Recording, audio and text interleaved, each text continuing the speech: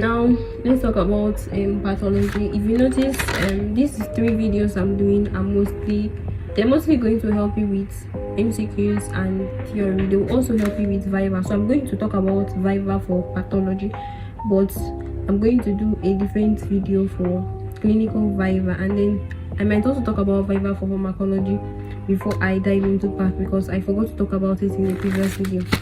So the trick for VIVA, in fact the trick for all VIVA exams, is to dress smartly.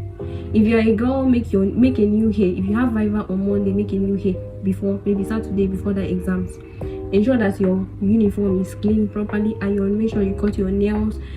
If you are those that used to fix eyelashes, please remove your eyelashes before you go for VIVA. If you fix your nails, remove your nails before you go for VIVA. In fact, there are some examiners that they will even tell you remove your earrings, so remove your bangles, so remove your watch, so remove everything. So my pharmacology, if you noticed, I came back for Christmas. I was on very long hair and colored hair. Immediately it was time for VIVA exams, I went and loosened my hair because I don't need wahala. I went and make my all back. Immediately I entered VIVA pharmacology. The first thing that the lecturer told me was, you are dressed very properly, you are dressed very smartly, my nails were very short, you are dressed very properly, you are dressed very smartly. Don't sit down if your examiner did not tell you to sit down. Don't make that mistake of sitting down. So this trick I'm telling you for pharmacology, it also plays in pathology and clinicals, although pathology in VIVA. Okay, let's just do general VIVA, then we can do the rest of the videos. But I'll still talk about VIVA for pathology, and I'll still talk about VIVA for clinicals, but not for pathology. Now that was it for my pharmacology. Some people is Dr. Malike that VIVA them, but for us it's an external invigilator. And pray for the favor of God. Pray that they will ask you what you know during your VIVA, because VIVA is like, they might ask you what is acid. The next person that comes, they will not ask the person one question that the person doesn't even know. They might ask your friend what you know and ask you what you don't know. That's why you have to pray. Pray that grace will find you. Pray that mercy will find you. Pray that you will find favor in the sight of your invigilator, because I seriously feel like I found favor in the sight of that invigilator. Yes, like I said, he told me to dress properly. The invigilator now told me to sit down. My question was, what is acid though? What is acid? I answered, acid is a substance that dissolves in water to produce, ions, something like that. And that was not. And also pray that what you answer is what your examiner want to hear, because what I answered was correct, but that was not what my examiner wanted to hear. So he helped me. It was like, an acid is a substance that reacts with a base to produce, I now say, salt and water. I knew that definition, but that didn't come to my mind because the other definition stopped. So that was my VIVA question. Then he now asked me for pH. Tension, I went to say is from 1 to 6, although it's supposed to be below 7. He now told me below 7. Then my final question was on cancer. Where have I read? I did not read cancer material. No. He asked me side effects for this cyclophosphamide, I think, and the answer was what was the answer? Is it hemorrhagic cystitis? That was the answer, but I didn't know it. But my examiner was like, it's all good, and I had distinction.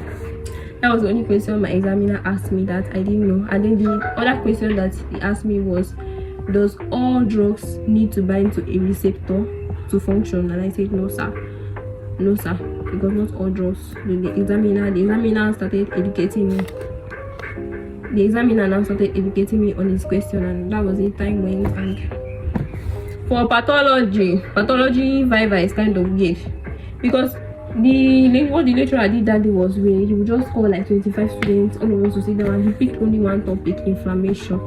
And the mistake was from me. The material that we had 2 materials on inflammation, and I read the wrong material. I didn't read the one the external examiner was asking questions. So in fact, it was asking questions, what are granulation tissues, examples of granulation tissues, and I'm like, where did this question come from?